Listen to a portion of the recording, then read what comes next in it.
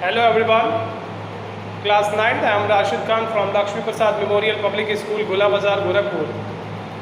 Class, today here we'll have to study about the chapter number 1, that is matter in our surrounding, in which the topic is given as sublimation.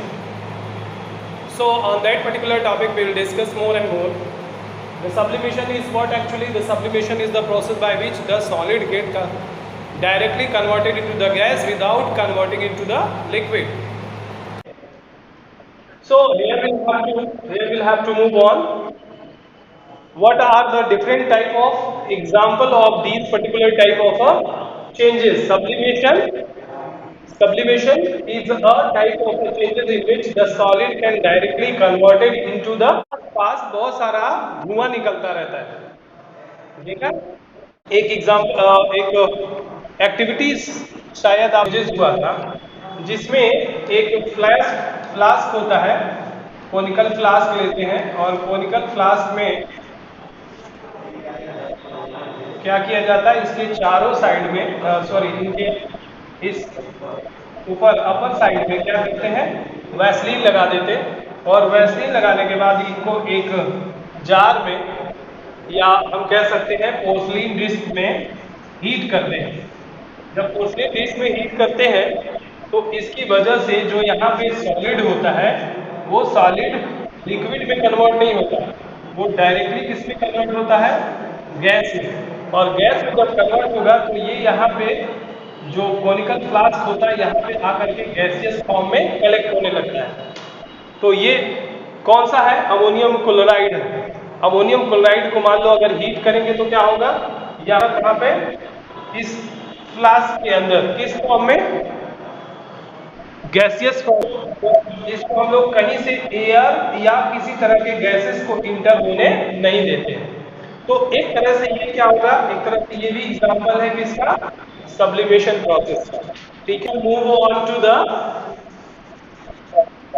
Deposition.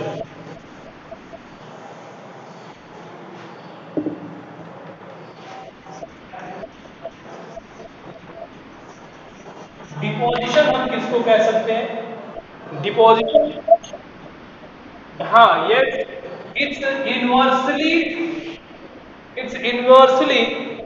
effect can cause as deposition. The sublimation when happens inversely, that means whenever the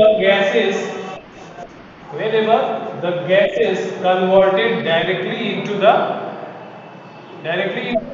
solid, then it is said to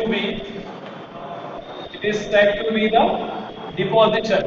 Without changing into liquid, it's again, that means deposition and the controversial, or you can say the inverse form of the sublimation, in which the gaseous molecules direct converted into the solid without changing into liquid.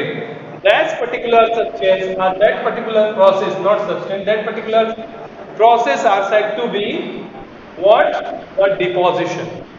Deposition का कोई example बताइए, किस चीज में आप deposition देखते हैं। Candle देखा है बर्न करते हुए, इसमें दो चीजें होती है, बर्न करता है तो यहाँ पे ये डिपॉजिट होता है कौन से फॉर्म में, लिक्विड के फॉर्म में। लेकिन यहाँ पे जो बर्न होगा ये तो आ रहा है डिपॉजिट होकर के यहाँ पे, और यहाँ पे जो डायरेक्टली बर्न होता है कैंडल, वो सॉलिड कन्वर्ट हो जाता है वेपर्स के फॉर्म में। देखा है कभी, सॉलिड वेपर के फॉर्म में बर्न हो रहा है ना, तो एक तरह से ये भी सब्लाइम का एग्जांपल हो गया। लेकिन डिपोजिशन का कौन सा एग्जांपल होगा कि गैस के vapour,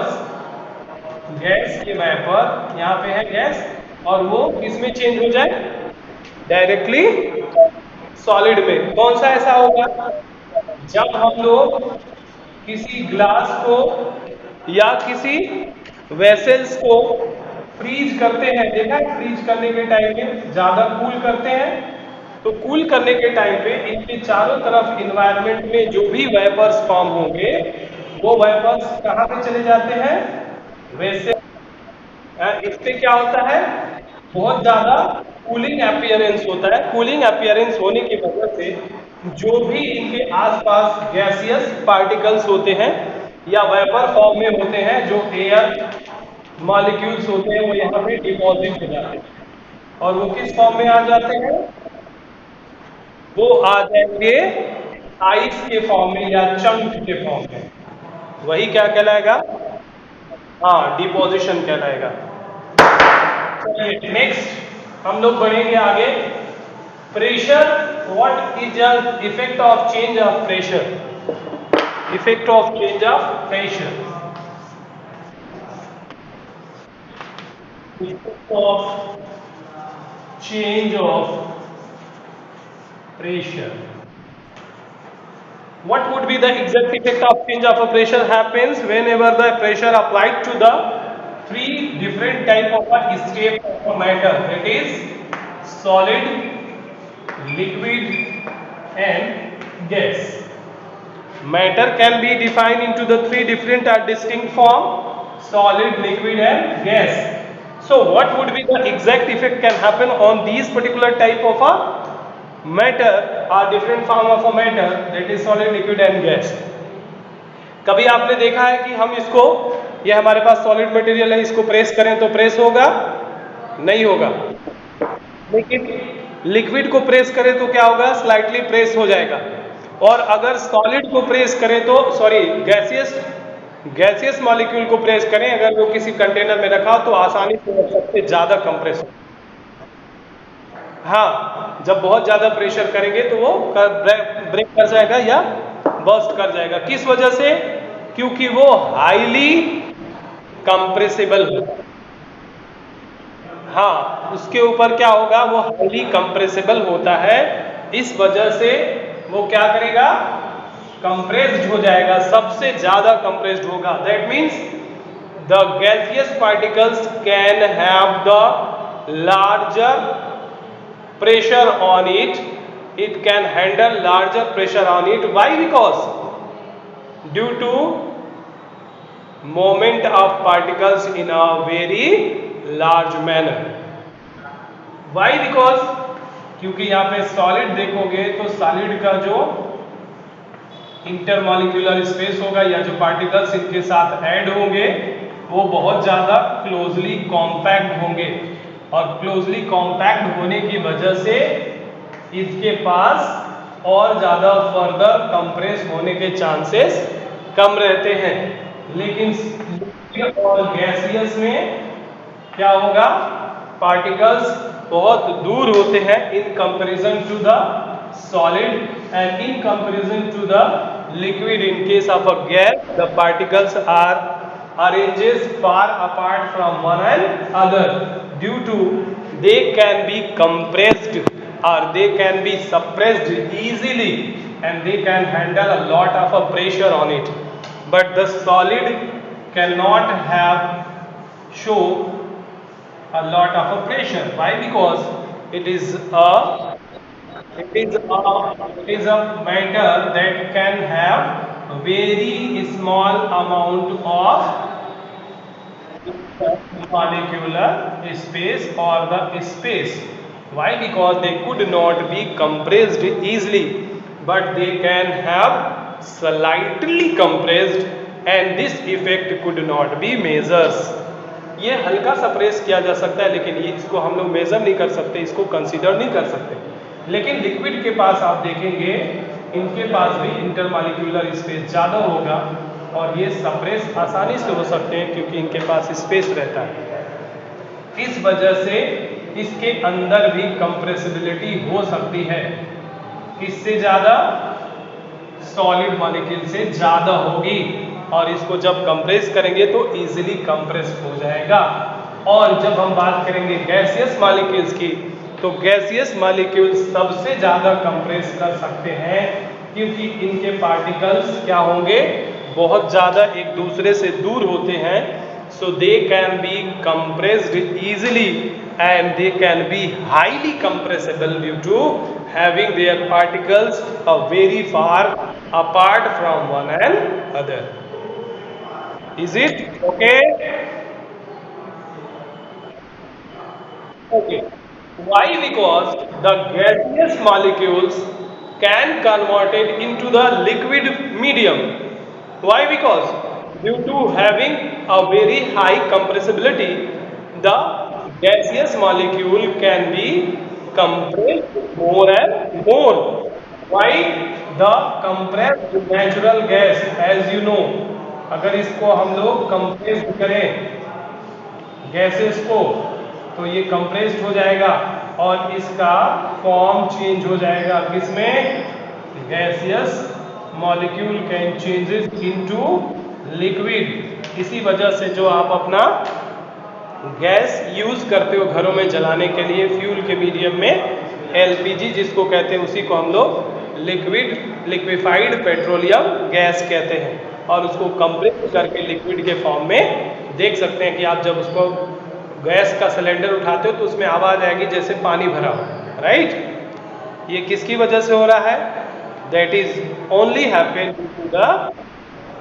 due to the compressibility. करेंगे तो एनर्जी हम दे रहे हैं, एनर्जी जब देंगे तो क्या हो जाएगा? एंडोथर्मिक है। अब इसके कंपैरिजन में जो एनर्जी देंगे तो वो एनर्जी कुछ भी बाहर भी निकलेगी तो वो हो जाएगी एक्सोथर्मिक। और कभी कभी हम लोग एनर्जी ना भी सप्लाई करें फिर भी एनर्जी। कौन कौन से इसके ऊपर फैक्टर्स हैं evaporation? Evaporation, simple word evaporation, you know very well. Evaporation is the process by which the liquid changes into the vapors or gaseous molecules, and this could be happen whenever the heat is consumed the vaporized form, and these vapors happen due to only the heat is consumed. If there is no heat, there is no changes can takes place. So on that basis you can observe in case of formation of a common salt. Formation of a common salts happen due to why? At the river's bank or seashore there is a number of heaps of salt you can observe. Why? Because the water that are found near to the coastal region, these are very swallowed water, and here is the amount of water is very slightly low, and due to which there is a vaporizations happen. And by the vaporization, why? Because it is a sea or river water, so they can have some salt in them or some impurities as well, not only salt but impurities too. So अब हम क्या करें? अगर हमारे पास salt मिलेगा तो हम क्या करेंगे? सॉल्ट को एक्सट्रैक्ट करने के लिए क्या करना पड़ेगा? सबसे पहले इवेपोरेशन का प्रोसेस यूज करना पड़ेगा। इवेपोरेशन के लिए क्या करेंगे? छोटे छोटे क्या बना देते हैं? कॉलम बना देते हैं, जिसकी वजह से आसानी से वाटर बहुत तेजी से क्या हो जाएगा? एक दूसरे से ट्रांसफर नहीं हो पाएगा और आसानी से इवेपोरेट कर जाएगा। जब आसानी से इवेपोरेट कर जाएगा तो बचेगा जो हीप होगा वो किसका? सॉल्ट का। सॉल्ट के साथ साथ इम्प्योरिटीज भी रहती है, तो इस वजह से ये क्या बना लेते हैं? They will form crystals, they will form crystals. And यही क्रिस्टल्स का बाद में क्या होता है? प्यूरिफिकेशन होता है। By the process of purification, this will get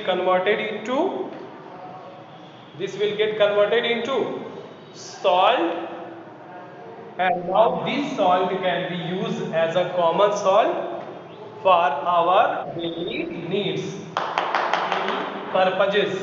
We can use that particular type of a salt. Is this okay? ठीक है, तो हम इवेपोरेशन किसको कहेंगे? When the liquid converted into the vapours by the heating और by the temperature, by increasing the temperature, when the liquid molecule get converted into the vapour, this process is called evaporation. और you can say the evaporation is what? Evaporation is the excess loss of water due to the presence of heat or conversion of a liquid into the vapor form, the process is called evaporation, and this can be seen in both cases, not only in case of a salt formation, as well as you can see whenever the evaporations, whenever the vapor form, the impurities can be separated as well as the pure material can be formed in the form of a crystals, and these crystals can be used as a daily need for a common salt. Is this okay? अब इसके बाद क्या है, कौन कौन से ऐसे factors, what are the factors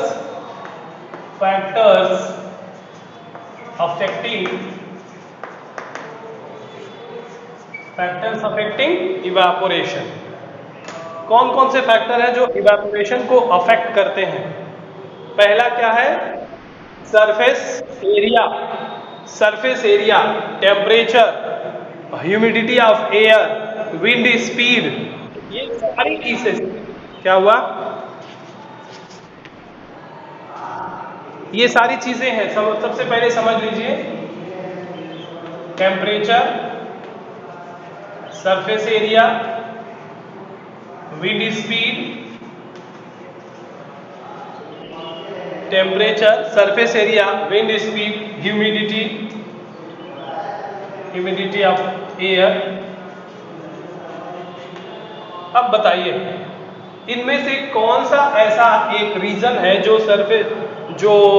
evaporation को, रेट को घटाएगा या बढ़ाएगा? Temperature, surface area, wind speed, humidity. बताइए कौन इसको इंक्रीज करेगा, कौन डिक्रीज करेगा?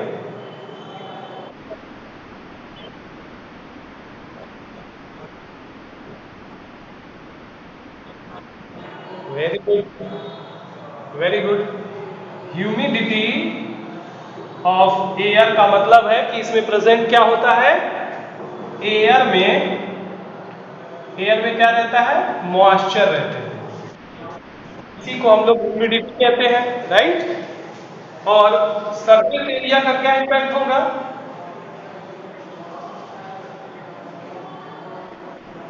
लार्ज सरफेस एरिया और small surface area, wind speed, high speed.